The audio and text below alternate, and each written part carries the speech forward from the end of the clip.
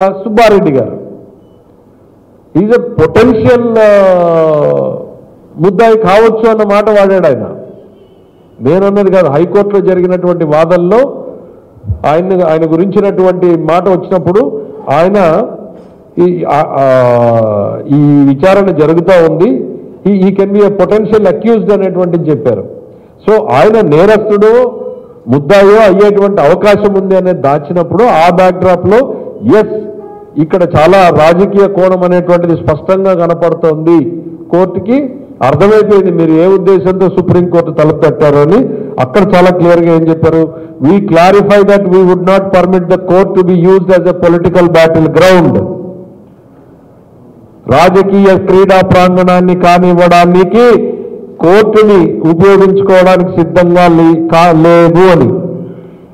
తిరుమలేశుడినో తిరుమల వెంకటేశ్వర స్వామినో రాజకీయ కారణాలకు వాడుకోవడం గురించి అసలు కోర్టు ప్రస్తావించలేదు. ఇక్కడ రాజకీయ కారణాలకు కోర్టును ఉపయోగించడానికి బ్యాటిల్ గ్రౌండ్కి కోర్టు ప్లాట్ఫామ్ ఇవ్వము అనేటువంటి దాన్ని కోర్టు స్పష్టంగా చెప్పింది. ఇన్ని వక్రీకరణల్ని జడ్జిమెంట్ వచ్చిన అరగంటలోనే అసత్యాలంటే నిజం చెప్పులేసుకోకముందు అసత్యం ఒక రౌండ్ వేసి వస్తుందని చెప్పినట్టుగా మేము కోర్టు ఆర్డర్ వచ్చి చెప్పకముందు జగన్మోహన్ రెడ్డి గారు గంటన్నర సేపు లైవ్ పెట్టి దీనికి వక్ర భాష్యాలు చెప్పేసి ఆయన వెళ్ళిపోయాడు.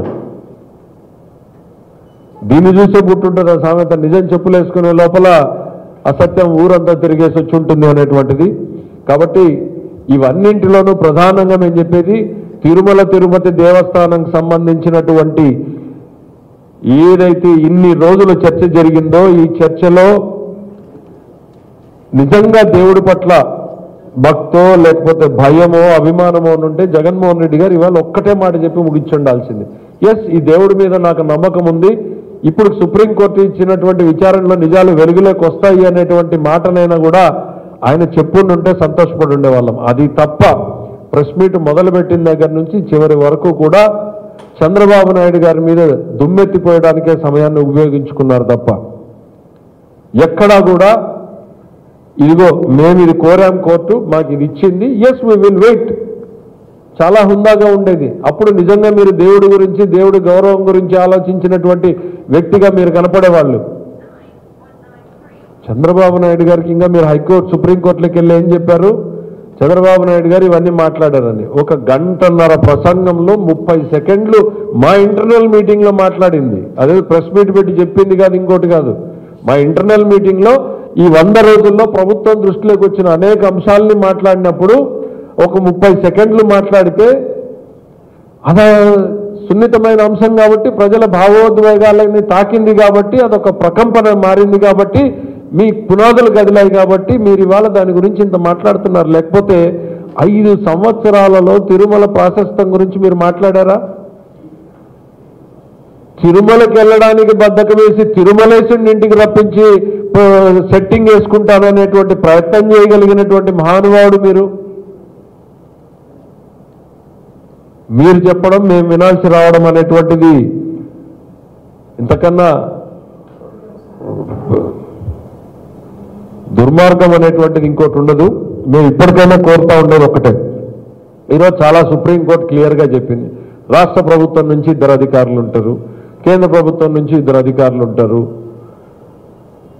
తర్వాత ఒక ఎక్స్పర్ట్ ఉంటాడు, ఫుడ్ టెక్నాలజీ ఎక్స్పర్ట్ ఉంటాడు. వీళ్ళందరి పర్యవేక్షణలో రేపొద్దున డీటెయిల్స్ అన్నీ కూడా వెలుగులోకి వస్తాయని దీనికి సంపూర్ణంగా రాష్ట్ర ప్రభుత్వం టోటల్, ఎందుకనంటే ఈ ప్రక్షాళన జరగాలని కోరుకుంటున్నది మేము.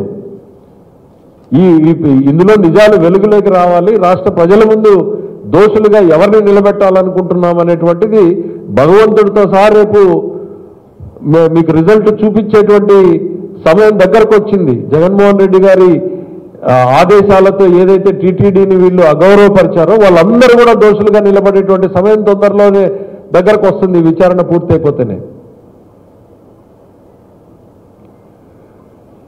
రాష్ట్ర ప్రభుత్వం నుంచి మేము కోరుకునేటువంటిది తొందరలోనే ఈ సిట్ కూడా యాక్టివిటీ స్టార్ట్ అవుతుంది. దీంట్లో ఈ సిట్ చేసేటువంటి ప్రతి కార్యక్రమం వెనకాల కూడా రాష్ట్ర ప్రభుత్వం ట్రాన్స్పరెన్సీ మెకానిజాన్ని పాటిస్తుంది. ఎందుకు అనంటే